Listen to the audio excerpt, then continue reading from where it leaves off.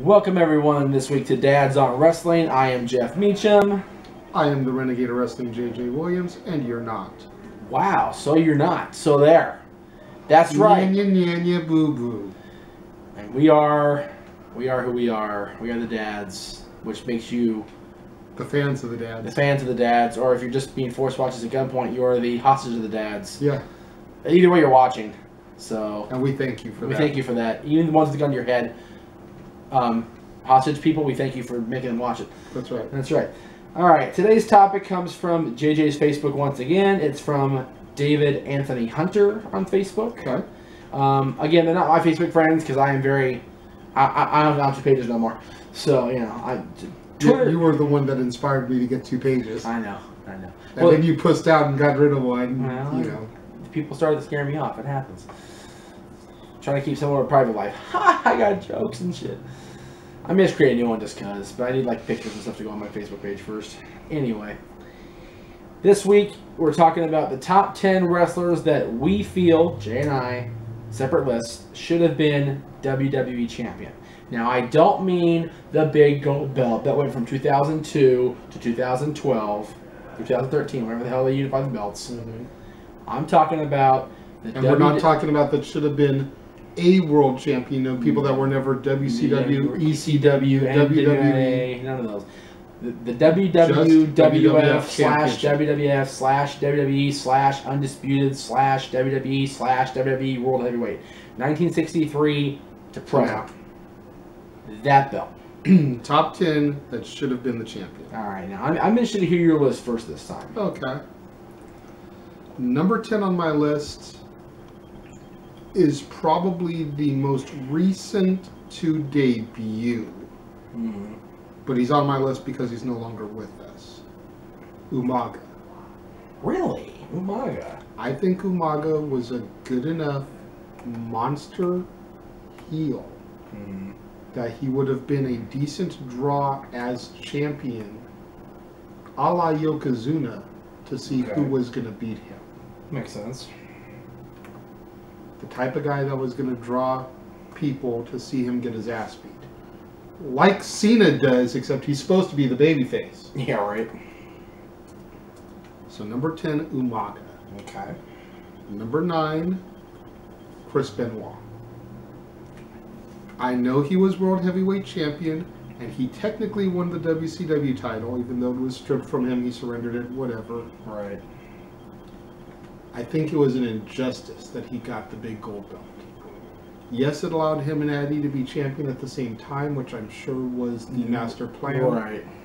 But I think Benoit deserved the WWF Championship, especially if you go back to that SmackDown match in Edmonton. It's awesome. Or even the Royal Rumble match against Kurt Angle. Yeah. Same belt. Same championship, not same belt. Lord knows I'm picky about my belts, so. Yes, I know. You know what I meant.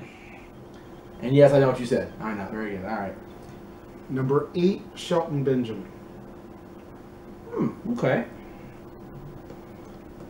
And that one may strike people kind of weird, but you think about everything that he did in the Money in the Bank matches. All those years. Yeah. And the fact that he didn't win a briefcase or a championship. He beat Flair, Triple H, and Batista. In succession, pretty much. From Evolution. Brilliant Raw match with Shawn Michaels. Yes. That was when it was on the Raw opening for Raw with Super Kick. Yeah, tried to jump. Yeah. Yeah. Yeah, that was a good match. Shelton, I think, deserved it. Okay. Shelton is probably one of the only ones on my list that could actually come back and still do it. He's still going. If they were to give him a contract. Yep. Number 7, William Regal. Okay. Again, I just think it's an injustice with everything that he's done for the company that he never got a shot to run with the belt. I agree with that. I don't think he would have been a long-running champion. He would have been a Mankind, a transitional champion. Yeah, and considering but at one point they had to get him that. Considering they had 3 world championships in the company at one point, Even give him the ECW title. We're not talking about that title, but I'm just saying. Yeah. Even give him that. They didn't do that. They screwed that up in 15 seconds or whatever it was against Christian. SummerSlam. It's grave injustice to him that he was never world champion, period, let alone WWE champion. I agree. Number 6, Jake the Snake Roberts. Okay. You know, find me somebody else from that era that had the people in their hand like Jake did and never won a championship, period. Right. Number 5, former NWA champion but never WWF champion, Ricky Steamboat. Okay. Multiple runs with the company. Yep. Always a babyface. Yep. Always over. And that was the problem. When he was in the WWF, he was always babyface. Who was top babyface at the time? Top babyface, okay, but, you know, he had, it was like his second or his third run when Hogan was on his way out.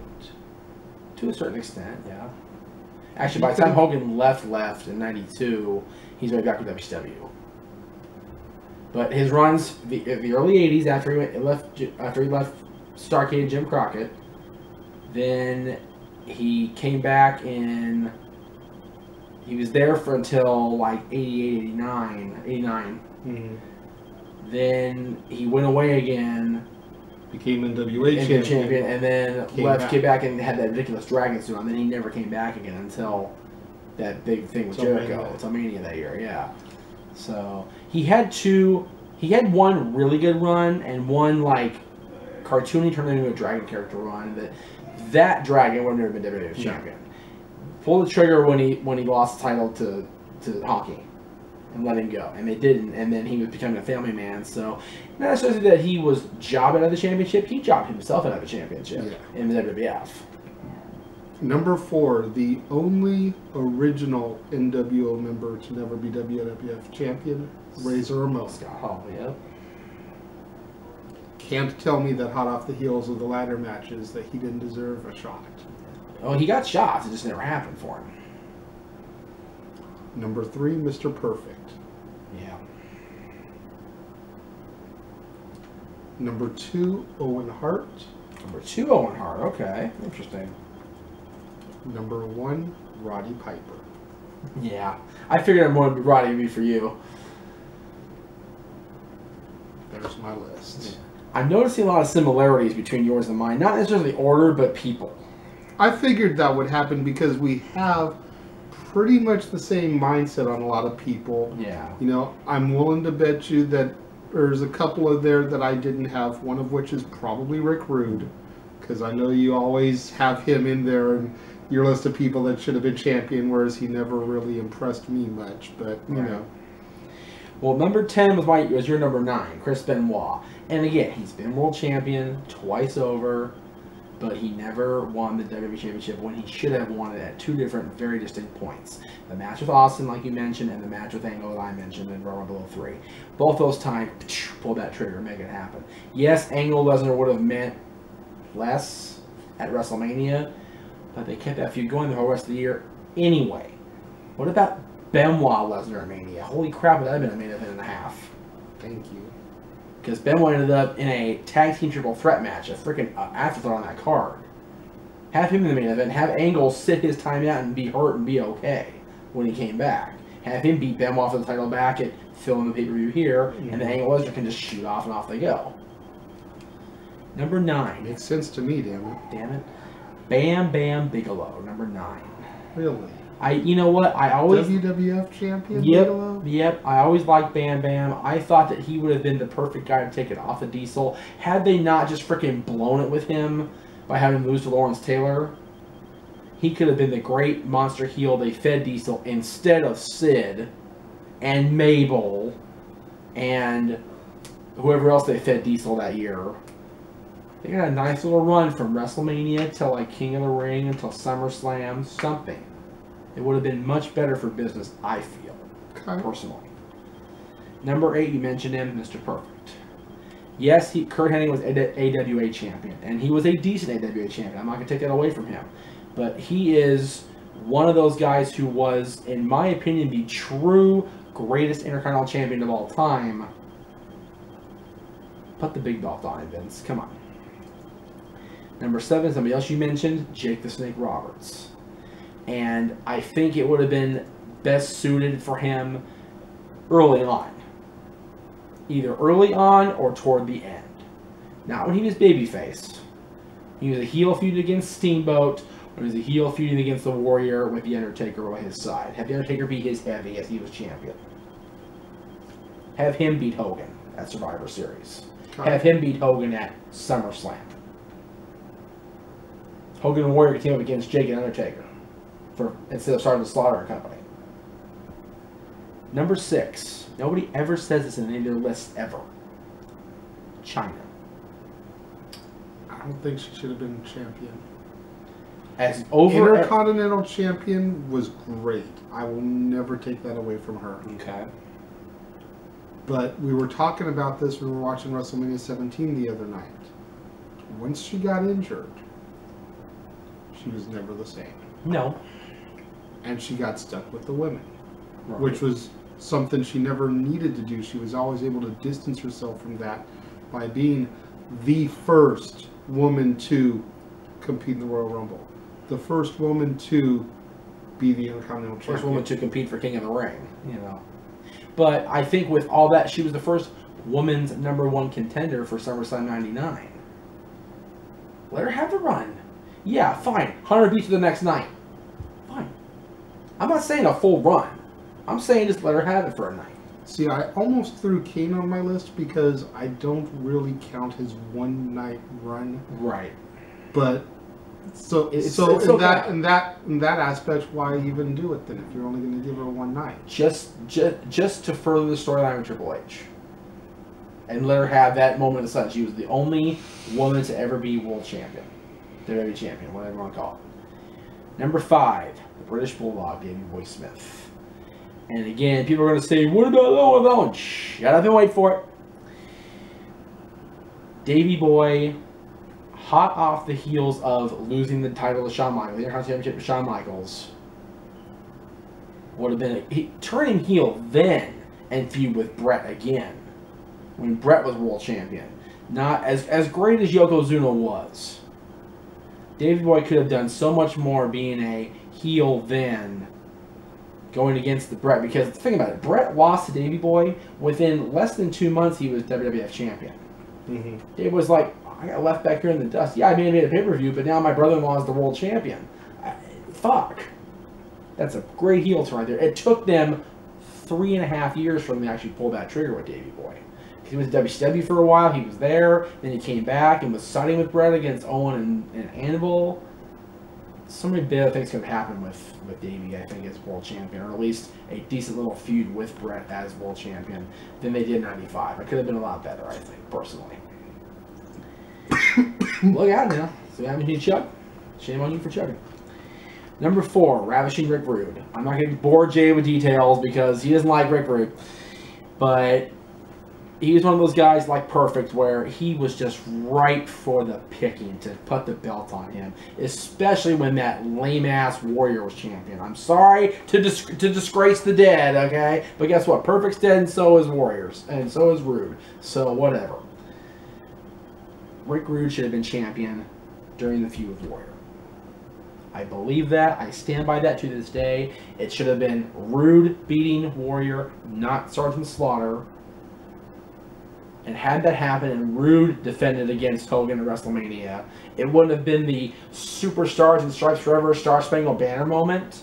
But it would have been a great moment between a decent worker Rick Rude and the Ultimate Babyface Hulk Hogan coming back and taking out Rick Rude after he beat up his buddy the Warrior. It would have been good television, I think. That's right. Number 3 on your list, Ricky Steamboat. Ricky, more so in his first run, like I said earlier when Jay was talking about him, should have been WWE Champion, WWF Champion, whatever. And they never did it. And he was a great NWA Champion for those 3 months. And they should have looked at that when he came back in '91 and be like, he can do it here. But they didn't believe in Jim Crockett Promotions back then. They didn't believe in WCW back then. They didn't believe they were a threat. Oh, he was our Intercontinental Champion, but they made him world champion, so they're less than us. Number 2, Owen Hart. Should have been in '94.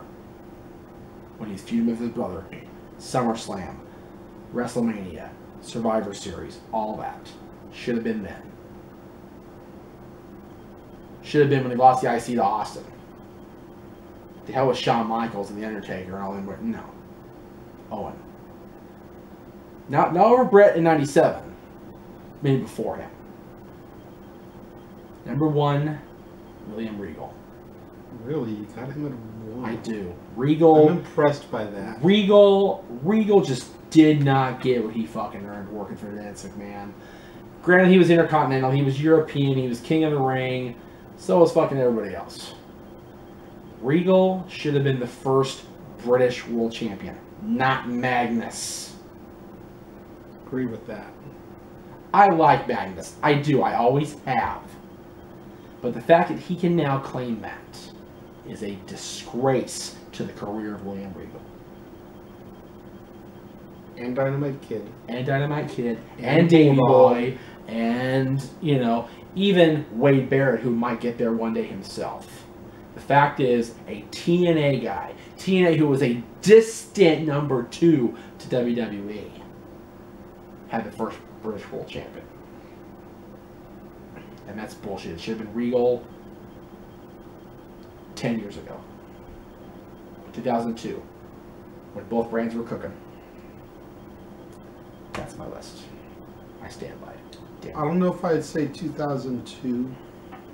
I will say 2004. Okay. I think that's when it was when Eugene came in and Regal just took that beating at the hands of Triple H. True. For defending Eugene. Right, but then that would have made him the world champion, then not WWE champion. True. True. So. But that time frame. That time frame, absolutely. Maybe Regal turned on Eugene and Regal sent to SmackDown and gets a shot at the WWE Championship.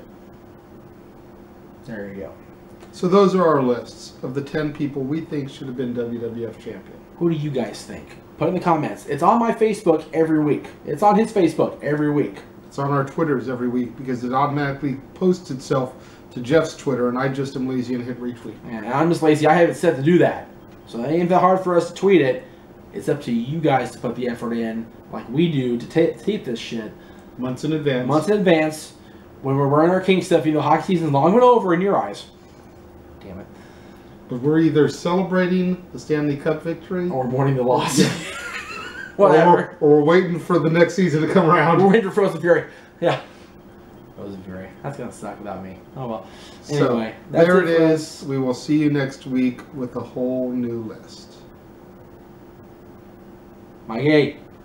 He's out. Did he really fall asleep? Mm-hmm. He sure did. Leave this in here on the show. Our cameraman fell asleep. So JJ's having to get up and turn the camera off himself. Good night, everybody.